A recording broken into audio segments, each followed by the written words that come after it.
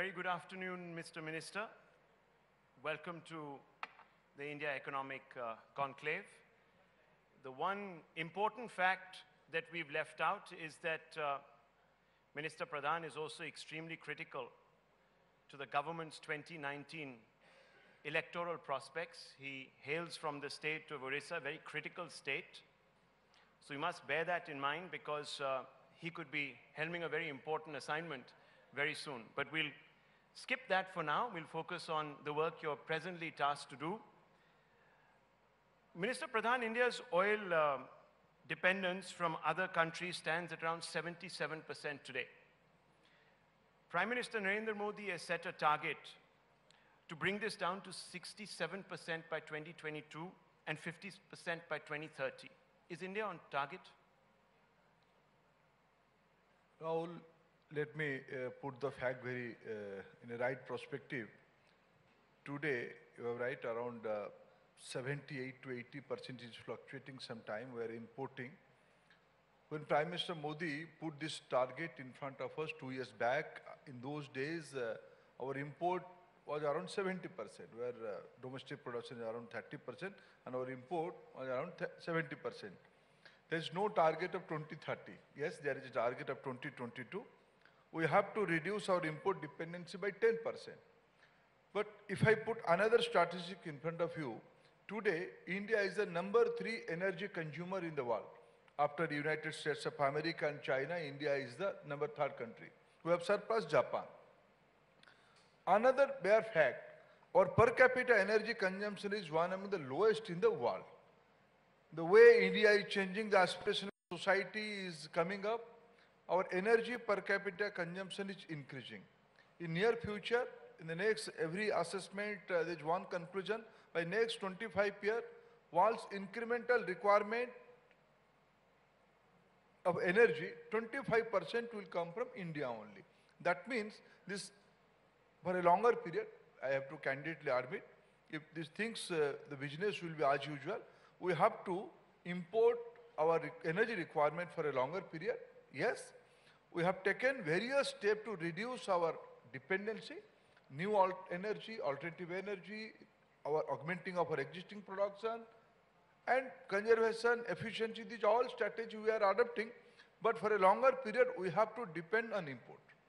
Well, it's interesting that you seem to have abandoned your target. You said that we're not talking in terms of target. Many people said that 67% quite far-fetched by 2022. Is that because you can't achieve this target, or is it because you've decided not to be assessed anymore going into an election year? Let me candidly admit one thing. When I'm preparing, I know going to Times Now is a very tough job, and I came to know Rahul is there. From Maruf was supposed to be with me panel. I was he's a little diplomat, he's a authority on his own topic, but you are a super authority on your topic. Your topic is politics. Your primary job to how to catch us in a wrong foot.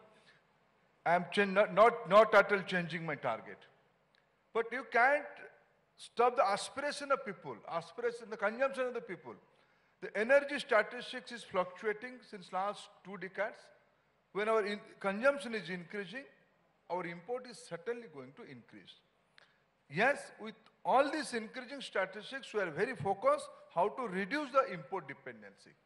We are very clear how to reduce our import dependency. We are not changing our target, but we have to face the reality. So how do you propose to do that? There are 4-pronged strategy. Today, India is producing around 20 to 30% of its requirement is fluctuating. We have to augment our own production. For a long period, though there is bidding round is there, substantial production addition is yet to come up. We have to adopt new technology. This is a very critical area. You have to have business-friendly policies. Business must be there in oil and gas sector. In last 4 years, with the number of reforms on production, the new model of production, from profit sharing to we went up to revenue sharing model, open acreage policy. So series of reform. The first target is to augment our own production. Number 2, by depending or adopting new technology, we have to have alternative energy from renewables, from biomasses, from carbon hydrate, gas hydrants, CBM, coal gasification. We have abundance of coal. China is producing around 600 million metric ton of coal. They are converting coal to liquefaction and gasification. Why can't we do that in India? We are going to put up the fast state-of-art regasification plant from coal in Odisha. So, new adoption of new technology. Number 3, efficiency. Number 4, conservation. These are the 4 focused strategy for reducing our import dependency. Well, you brought up China. Now, there's no denying the fact that both India and China will be competing for resources. Increasingly, we might even be faced off against each other in unpleasant sort of circumstances. How do we ensure that our strategic interests are not compromised in such a scenario? I don't think any conflict of interest with China regarding resourcing of energy. China have their own strategy, they have their own requirement. We have our own requirement. They have a big pocket size. We have a huge credibility factor with us. When I'm moving towards the international diplomatic arena, in some of the area, we both are in Russia. They have their own strategy, we have our own strategy. We both of us are in African countries. They are also there, we are also there. In Middle East countries, we have our link, they have our link. In Saudi Arabia, we are the number, in comparison to China, we are the major importer of Saudi energy to India. So China has their own strategy. India has its own strategy. I don't feel any threat from anybody because all the major producer of the world, to ensure their domestic economy, ensure their production supply in undisruptive supply chain, they need assured market. Today, India offers a huge assured market, robust market. That is the factor to leverage in Indian side. And I'm not seeing any threat from anybody. Well, China is increasingly assertive. We've seen that in the South China Sea. We see that it has problems with its neighbors. We've got territorial disputes running. That's the reason I asked you. It's going to be a challenge. Yes, any diplomatic relation is a challenge, but it's not threat. If I very specifically say about energy requirement, fulfilling the energy source, I don't see China is a threat to us. Is that the reason why we are seeing the Prime Minister making a very conscientious outreach to Saudi Arabia, UAE, Iran, among other partners in the Gulf, in the Middle East? Let me answer the part 1 also. In the different part of world, China is partnering with India on energy production. In neighboring Myanmar, we have a project joint venture with China. Yes. We have some joint investment in African countries. We have some joint investment in the different part of, we have some joint investment in Canada. So we are complementary in that way. Regarding our strategy for neighboring diplomatic relationship, yes, as I said, China may have a big pocket. We have a big credibility factor. With the decisive nature of Prime Minister Modi, every producing country is eyeing towards Indian market, and they see a clarity with Prime Minister Modi's reformist philosophy. That is our USP. That is our USP. Okay, what's the update on the Iran-Pakistan-India pipeline? The reason I ask you is this because in March 2017, and this is quite critical, the Standing Committee on Petroleum and Natural Gas asked for its revival following the easing of sanctions on Iran. No, there is no, yes, we have a deal with Iran. Recently when President Rouhani was in India, on the bilateral discussion, Prime Minister Modi also emphasized on this issue. There is a plan involving Russia, Iran, the sea route to India. Pakistan is not involved in that project. It was what you are talking, it's an old project of last decade. I think today, with a changing scenario, we are planning an alignment with Russian partnership from Iran to India.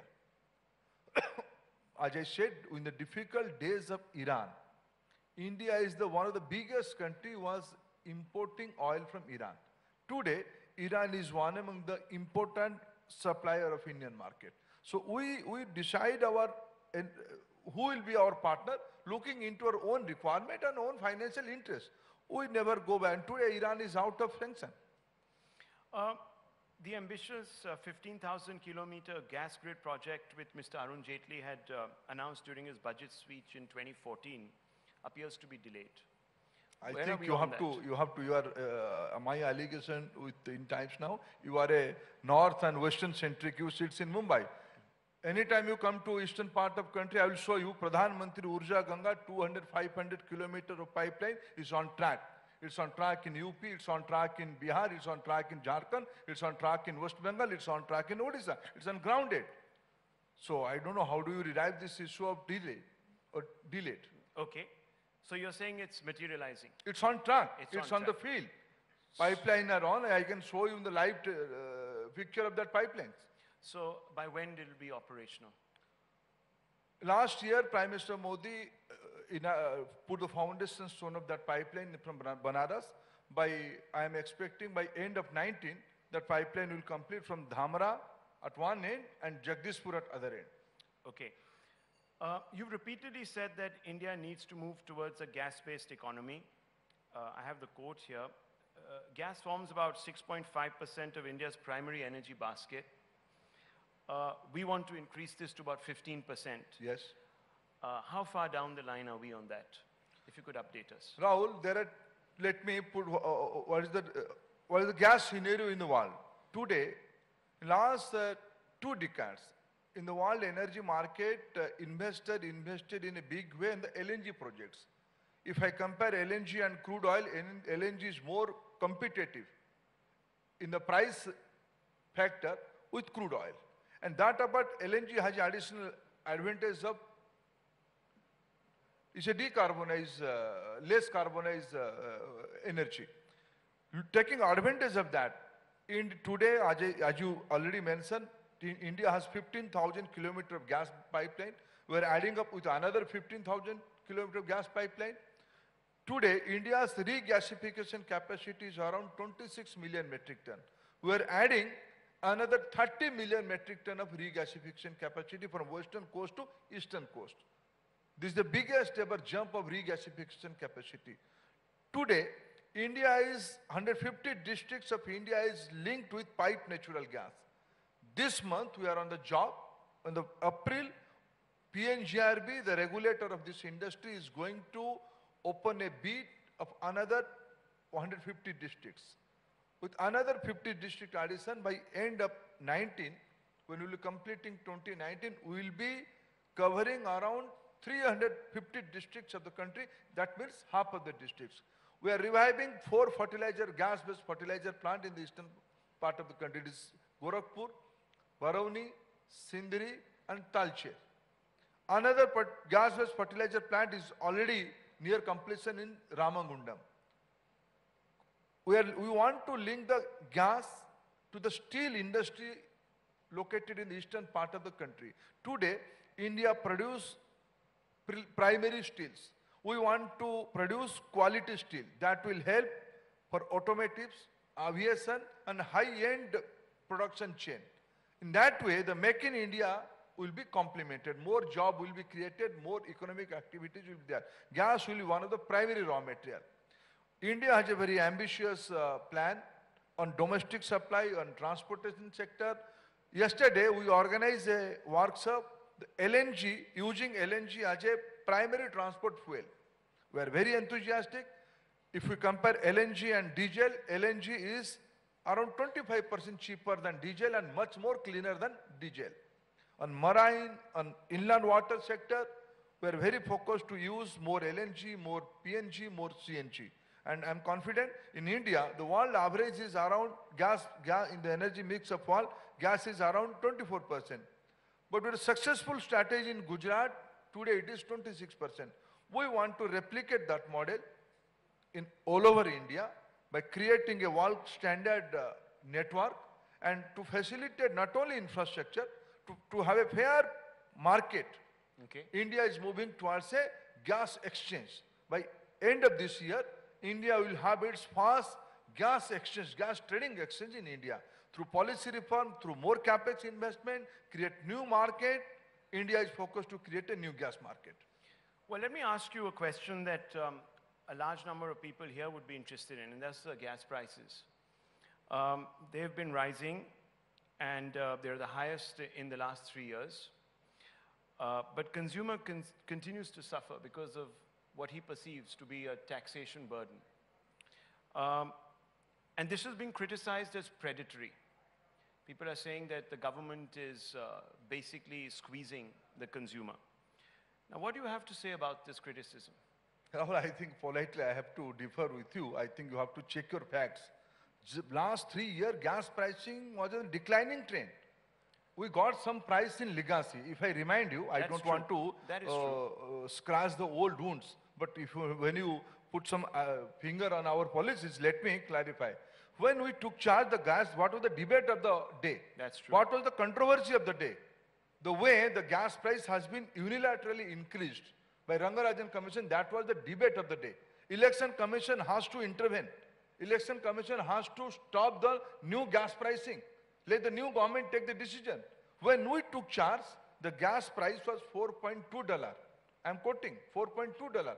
Rangarajan Commission has recommended for $8.4. That was the recommendation.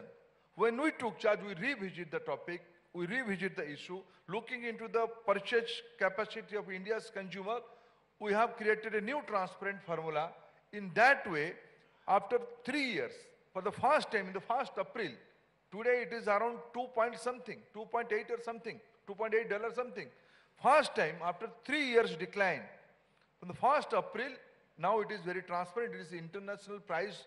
4 market has been linked. Average of that 4 gas trading hub is the India's price. For the first time, India's price is going to 3.2. This is the new price for the 1st April. Just imagine 4.2 in 2014, which was supposed to be 8.4 with the then policy. We have a new policy. Today, the gas price will be 3.2. So where is your fact? How do you say this gas price is squeezing consumer? Because at the pump, we are paying a lot more. So there is... Rahul, I can't debate with a disparity there. Where is the disparity? I'm asking. A lot of it is going... I'm stating the facts. When I took charge, when Prime Minister Modi took charge, it was 4.2. The then UPA government decided to have the gas price around 8.4 through Rangarajan formula. Today, it is 2.8. With the new revision from 1st April, it will be 3.2. So where is the increase? So you're saying there's not going to be any change in the taxation structure? You're not going to lower it? Let me answer the part 2. That's the most important part. Yes, so don't mix.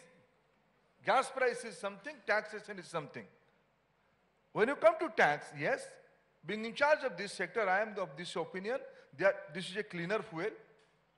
This is a very affordable fuel.